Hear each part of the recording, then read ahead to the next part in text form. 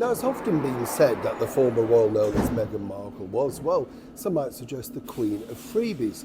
Is that actually the case? As we famously heard, Meghan herself said she couldn't understand why, when she was gifted things as a part member of the British monarchy, she wasn't allowed to keep them. However, on a recent trip to Nigeria, all that changed. Or did it? As ever, let me explain. Morning, lovely to see you today, and as ever, thank you so much for joining me in the very heart of London's underground. Yes, I know the secrets it keeps down here, isn't it? It's a strange thing though, isn't it? We'll have a quick wave. Sorry, I know, keep forgetting myself. Do tell me off if I forget. It's all right. No, I can see you. Well, I can hear you. Yes. Oh, yes, I've told you before. This is a magic camera. It has to be. Well, look at the state I look at it in. This lighting can't disguise it, can it? You know, it's terrible though, isn't it? Back as ever though to your story. To be honest, we've all been given gifts, haven't we, where you think, ooh, I'm not keen on that, but what do? Particularly if it's an ornament or something like that, and you think they'll expect to see it, so every time they come round, you have to keep it in the top drawer and put it out, don't you? You know, it's terrible though, isn't it? And we just don't want to offend people's feelings. Well, some might suggest that on a recent trip to Nigeria, the former royal known as Meghan Markle, the Duchess of Sussex, wasn't exactly totally enamoured with all of the gifts that she was presented with. And again, I would say, well, why would you be? You're kind of thinking, where would I put this? Or what would I do with that?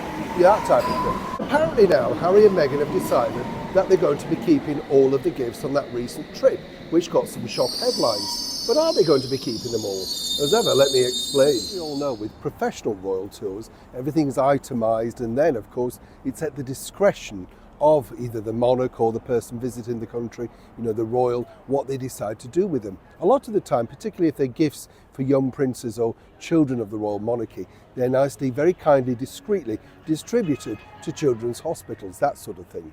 So now, according to a very well-placed source, Harry and Meghan seen the backlash of this particular endeavour where allegedly she wanted to keep all of the gifts herself from Nigeria. Well, apparently they're going to be doing this, but privately, and of course with the full cooperation of all those people that actually nicely, kindly bestowed the gifts. Now, many people might say that Meghan Markle actually did show the fact a distaste of some of the gifts, as I've said, perhaps not to her liking.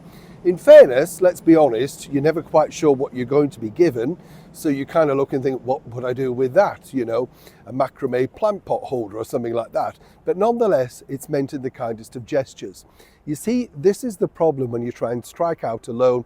You want to try and make something independently, and you think you are going to achieve this.